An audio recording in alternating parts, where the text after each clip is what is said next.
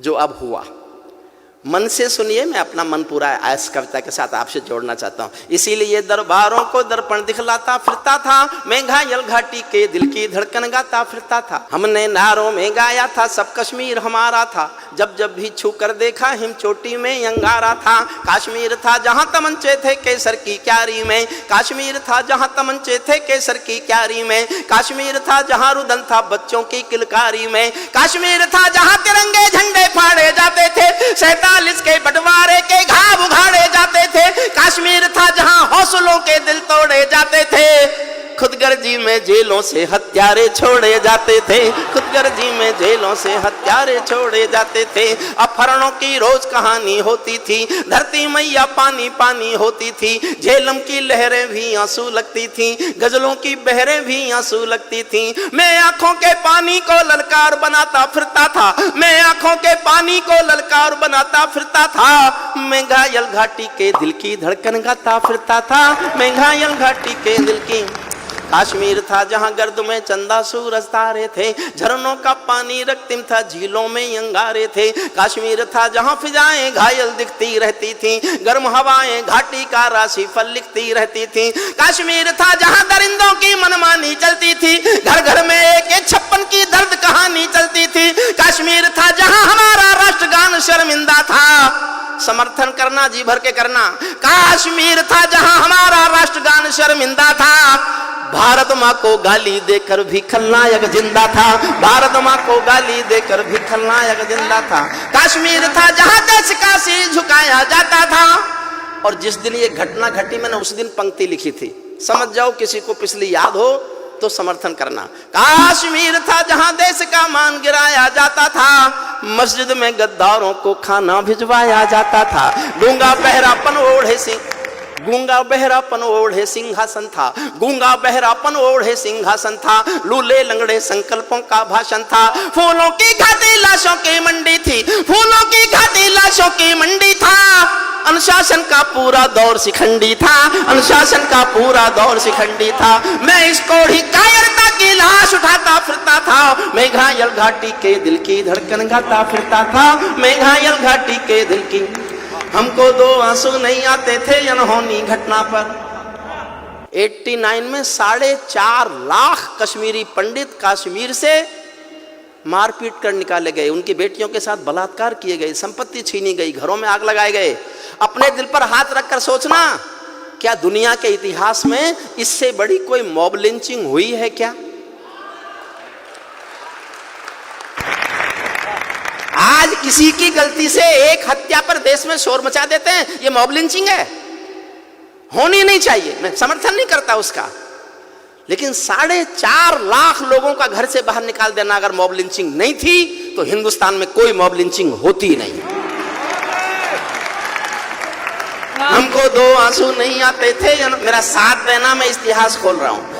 हमको 2 आंसू नहीं आते थे अनहोनी घटना पर, थोड़ी सी चर्चा होती थी बहुत बड़ी दुर्घटना पर, राजमहल को शर्म नहीं थी घायल होती छाती पर, भारत मुर्दाबाद लिखा था श्रीनगर की छाती पर, मन करता था फूल चढ़ा दूं लोकतंत्र की अर्थी पर। भारत के बेटे निर्वासित हो गए अपनी धरती पर, भारत के बेटे निर्वासित हो गए अपनी धरती पर, वे घाटी से खेल रहे थे गैरों के बलबूतों पर, जिनकी नाक टिकी रहती थी पाकिस्तानी जूतों पर। कश्मीर को बंटवारे का धंधा बना रहे थे वे, कश्मीर को बंटवारे का धंधा बना रहे थे वे, जुगनू को बैसाखी देकर चंदा बना रहे थे वे, फिर भी खून सने हाथों को न्योता था दरबारों का। जैसे सूरज की किरणों पर कर्जा हो अंधियारों का, जैसे सूरज की किरणों पर कर्जा हो अंधियारों का, कुर्सी भूखी थी नोटों के थैलों की, कुर्सी भूखी थी नोटों के थैलों की, कुलवंती दासी हो गई रखेलों की। एक नाम लेता हूं कविता में, उसका नाम सुनकर आपके दिल में आदर की, प्यार की, सम्मान की हिलोर उठे तो उस हिलोर को तालियों में बदल देना। कुर्सी भूखी थी नोटों के थैलों की, कुलवंती दासी हो गई रखेलों की, घाटी आंगन हो गई खूनी खेलों की, बहुत जरूरत थी सरदार पटेलों की, बहुत जरूरत थी सरदार पटेलों की। मैं घाटी के आंसू का संतरास मिटाता फिरता था, मैं घायल घाटी के दिल की धड़कन गाता। एक छंद पढ़ रहा हूं साहब। भारत माँ को इस समय सोने दो, बड़ी मुश्किलों से इस बहादुर सरकार की कोशिशों के बाद भारत मां सुकून से सोने की हालत में आ गई। वाह वाह वाह वाह वाह, बहुत बढ़िया। मैं एक छंद पढ़ रहा हूं। जब चौराहों पर हत्यारे महिमा मंडित होते थे, जब चौराहों पर हत्यारे महिमा मंडित होते थे, भारत माँ की मर्यादा के मंजर खंडित होते थे, जब कृष भारत के नारे थे गुलमर्गा की गलियों में, शिमला समझौता जलता था बंदूकों की नलियों में, तो केवल आवश्यकता थी हिम्मत की खुददारी की, तो केवल आवश्यकता थी हिम्मत की खुददारी की, 56 इंची सीने में ही आशा थी दमदारी की, 56 इंची सीने, 56 इंची सीने से ही आशा थी 56 इंची सीने से ही आशा थी दमदारी की। संविधान को बदल दिया है घाटी गैर नहीं होगी, जहां तिरंगा नहीं मिलेगा उनकी खैर नहीं होगी, जहां तिरंगा नहीं मिलेगा। वाह वाह वाह वाह वाह वाह, बहुत प्रणाम करता हूं आपको साहब, क्या बात है। इसीलिए आवश्यकता थी हिम्मत की खुददारी की, 56 इंची सीने से ही आशा थी दमदारी की। संविधान को बदल दिया है घाटी गैर नहीं होगी, जहां तिरंगा नहीं मिलेगा उनकी खैर नहीं होगी। जिनको भारत की धरती न भाती हो, भारत के झंडों से बदबू आती हो, जिन लोगों ने मां का आंचल फाड़ा हो, दूध भरे सीने में चाकू गाड़ा हो, मैं उनको चौराहों पर फांसी चढ़वाता फिरता था, मैं घायल घाटी के दिल की धड़कन गाता फिरता था, मैं घायल घाटी के दिल की। अंतिम छंद पढ़ता हूं। अभी उधर से बयान आते हैं हमारे पास 1 पाव का एटम बम है, हमारे पास आधी किलो का एटम बम है।